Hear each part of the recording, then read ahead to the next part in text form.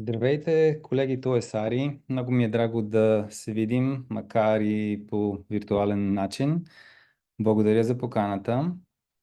Тъй като днес темата е да ви разкажа какво съм научил по моята пътека за успеха в живота и по принцип, исках да почна с това какво аз смятам, че е успехът, за да сме сигурни, че говорим за едно и също нещо.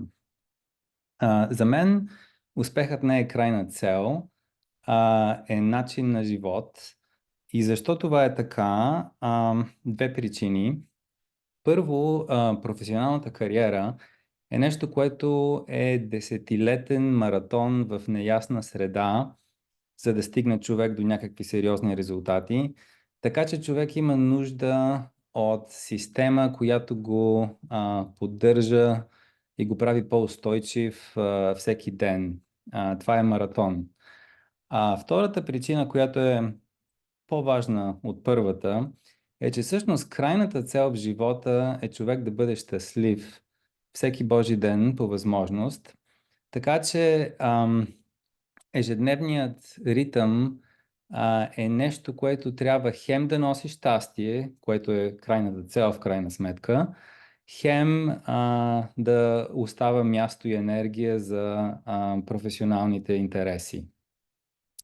Сега, моята рецепта за успешен живот е редовен баланс между 4 вида прекарвания. Първият вид е интелектуалният. Това, разбира се, включва работните занимания, творческа дейност, образование, научаване на нови неща и така нататък. Всичко, що е интелектуално. Вторият аспект е физическият. Аз съм спортувал, откакто се помня до ден днешен, по около 5-6 дена на седмица. През последните 20 години спортувам скално катерене и йога и намирам, че спорта е нещо, което не само дава сила на мозъка и мотивация, но наистина е важен за издържливостта по време на една дълга кариера, която често пъти е пълна с разочарования между два големи успеха. Третият аспект са социалните контакти, приятели, семейство, роднини.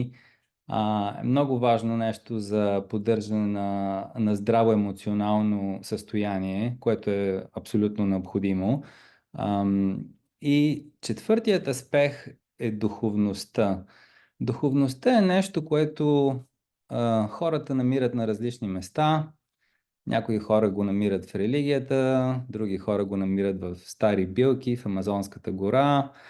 Аз намирам духовност в природата, някои видове изкуства, стари писания и така нататък. Няма значение къде човек намира духовност, но е важно човек да се докосне до нея от време на време, защото духовността дава дълготрайна сила и дълготрайно чувство за смисъл, което е много важно в един маратон, който е кариерата и който отнема десетилетия. Сега, за успеха искам да ви кажа, че няма успех без взимане на рискове. Това мога да ви го кажа с абсолютна сигурност. Така че човек трябва да се приготви да може да взима рискове. В моята пътека аз бях сам човек в чужда страна за десетилетия и в повечето време съм бил с $0 в банковата ми сметка. Когато човек е в такава ситуация, е трудно да взима рискове и затова това, което ми е помогнало и ме е подкрепило да взимам рискове без това да нарушава емоционалната ми стабилност, е на практика знанието, че един вид щастието винаги е било на една ръка разстояние от мене, тъй като за мен щастието е просто в задния ми двор на село, където мога да тичам бос по Балкана и знанието, че на практика нямам нужда от много повече от това. Просто свободата и природата.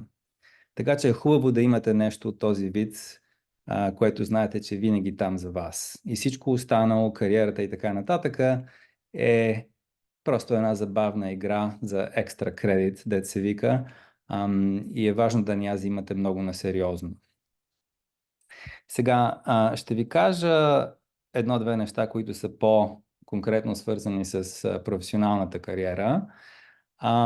По принцип, винаги съм следвал едно правило, което е, че когато съм имал избор, избор почти винаги има. Когато съм имал избор, винаги съм избирал пътеката, която ми е била по-интересна, по-смислена и към която сърцето ме е влечало, а не пътеката, която води до повече пари или големи академични титли. Ще ви дам два примера в моя живот, в които това правило ми е донесло големи резултати. Първият пример е приемането ми в Харвард, за което сигурно се интересувате да чуете. Когато бях в гимназията, аз имах едно хоби, това ми беше на душата, на сърцето. Хобито ми беше да построя операционна система, алтернативна на Windows по това време. И това хоби го поддържах през цялата гимназия, 4-5 години. То в крайна сметка се оказа и дипломната ми работа за гимназията. По това време и моето разбиране и разбирането на хората около мене беше, че ако човек иска да влезе в добър университет, човек трябва да фокусира енергията си в приготвяне за приемни изпити и такива вид неща, които се изискваха от университетите. Но въпреки всичко, аз не можех да се откъсна от моето хоби и на практика прекарах малко време, приготвяйки се за изпити и почти всичкото си време върху моето хоби. В крайна сметка, аз получих средни резултати на американските приемни изпити, за разлика от моите колеги от Американският колеж, които имаха максимални резултати. Аз бях сигурен, че няма да ме приемат, но в крайна сметка бях изненадан, че ме приеха. И 2-3 години по-късно имах възможност да се срещна с педагозите и професорите в университета, които се занимават с приемане на студенти, моето приемане и на други са студенти. И тогава разбрах какъв тип хора те търсят. Те търсят хора, които демонстрират дълготрайни, дълбоки интереси, хора, които гонят интересите си в много години, докато стигнат до резултати, един вид маратонци. И причината за това е просто, че самият живот е маратон и хора, които имат навикът да се вглъбяват и да гонят своите цели, обикновено го правят цял живот и рано или късно успехите не може да не дойдат. Така че това беше нещо интересно да науча и обясни защо всъщност резултатите от изпитите нямаха чак толкова много значение. И се оказа в крайна сметка, че сърцето всъщност ме доведе на правилното място. Разбира се, има и друга причина за това, защо човек трябва да си следва сърцето, защото когато правиш нещо, което обичаш, имаш действително енергия и издържливост да го правиш много години, което е нужно. Вторият пример, когато това правило ми е помогнало, беше в края на университетските ми години, когато развих интерес да работя върху една от първите децентрализирани системи, която се казва Кадемлия. Сега вече тя е известна по цял свят, преподава се в университети по цял свят.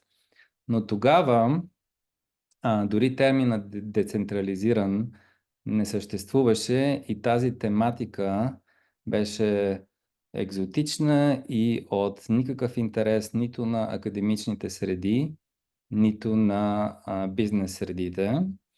Аз знаех това, но въпреки всичко не можех да превъзмогна желанието си да работя на тази тема. Отдадох 3 години да завърша този проект. И в крайна сметка, 15 години по-късно, резултатите почнаха да се появяват.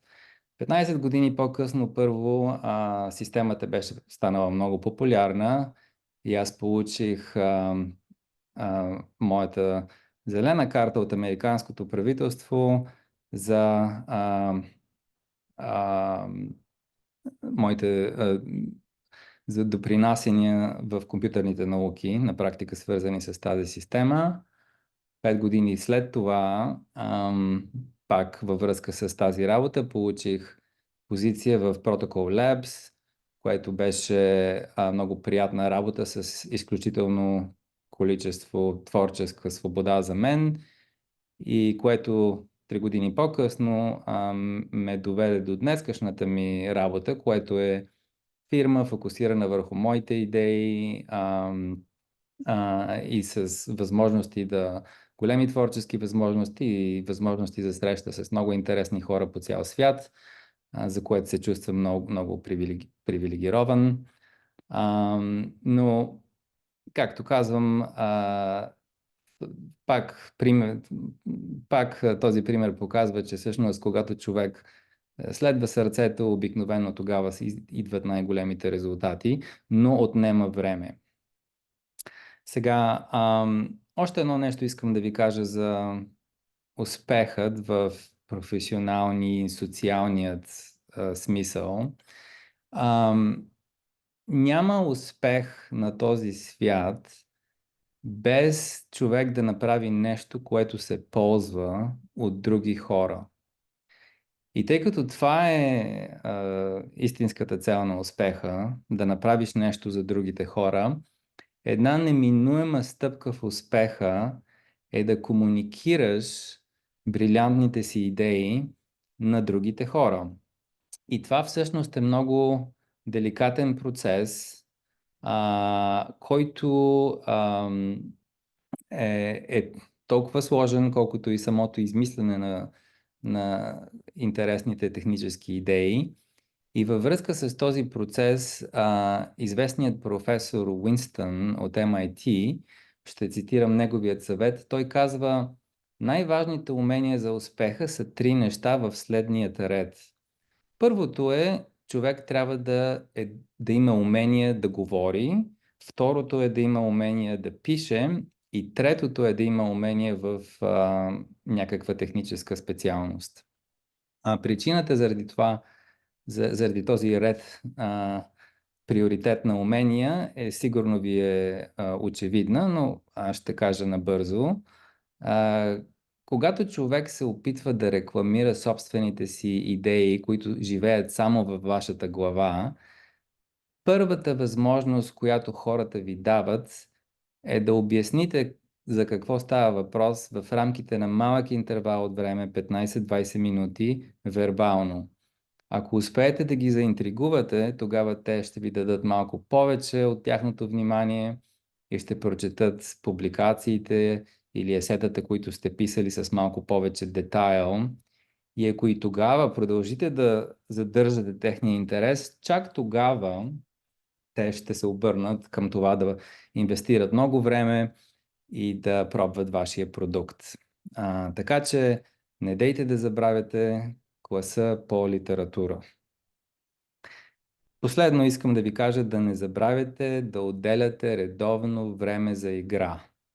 Играта по дефиниция е занимание без цел. Няма значение дали е физическо, интелектуално или друго, но е занимание без цел и без бързане, без времеви рамки. В моят опит всички най-добри идеи винаги са идвали в резултат на игра и също играта е един от най-големите източници на чисто щастие. Така че играйте и не забравяйте това чувство. Пожелавам ви успех и до нови срещи!